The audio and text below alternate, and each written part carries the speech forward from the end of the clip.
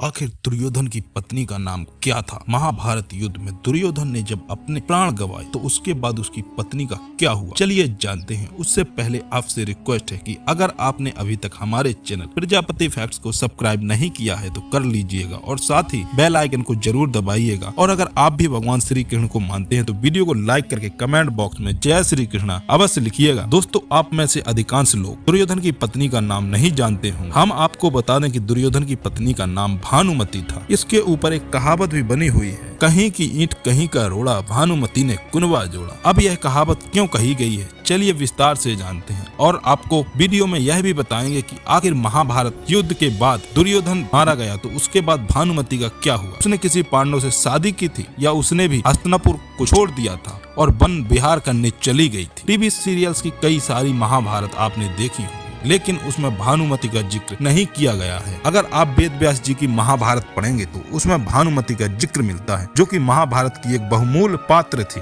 और इन्हीं के ऊपर यह कहावत भी बनी थी। दरअसल भानुमति कंबोज के राजा चंद्रवर्मा की पुत्री थी। राजा चंद्रवर्मा ने उसके विवाह के लिए स्वयंवर रखा।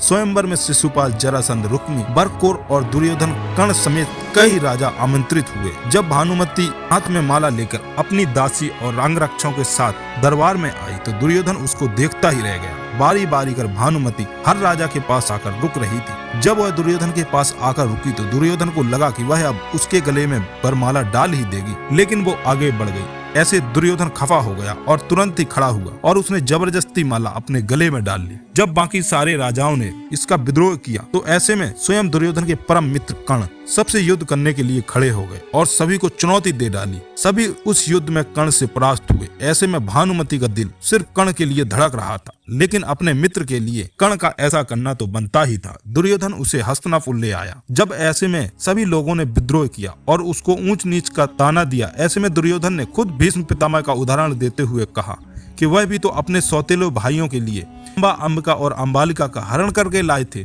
इसी तर्क से भानुमति भी मान गई और दोनों ने विवाह कर लिया। उन दोनों की 2 संतानें हुई। एक था लक्ष्मण, जिसे युद्ध के दौरान अभिमन्यु ने मार गिराया था। दूसरी थी उनकी पुत्री लक्ष्मणा, जिसका विवाह भगवान श्री कृष्ण के जामंती से जन्मे पुत्र शाम से हुआ था। और इसी कारण यह कहावत बनी कि कहीं की ईंट कहीं का रोड़ा, भानुमति ने कुनबा जोड़ा।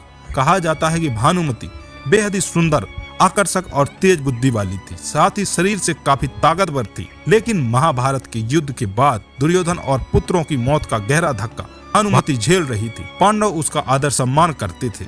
ऐसे में कुछ समय के लिए जब धृतराष्ट्र, गांधारी और माता कुंती पूरे हस्तिनापुर में रहे, उसी दौरान भानुमति भी उनके साथ रही। लेकिन वेद व्यास की महाभारत में यह वर्णन मिलता है कि भानुमति जब धृतराष्ट्र और गांधारी और कुंती जब वन में चल पड़े, तब उसके बाद भानुमति भी कुछ ही वर्षों बाद अकेले ही वन के लिए निकल पड़ी और उसके बाद वह न जाने कहां विलुप्त सी हो गई। वेद व्यास की महाभारत में भानुमति के बारे में कोई और जिक्र नहीं मिलता। क्या आप में से कुछ लोग जानते हैं कि भानुमति कहां गई होगी? अगर हाँ तो कमेंट बॉक्स में हमें जरूर बताइएगा। वीडियो अगर आपको अच्छी लगी हो तो लाइक कीजिएगा, चैनल को सब्सक्राइब कीजिएगा और ज्यादा से ज्यादा शेयर भी कीजिएगा। वीडियो को अंत तक देखने के लिए आपका बहुत बहुत धन्यवाद।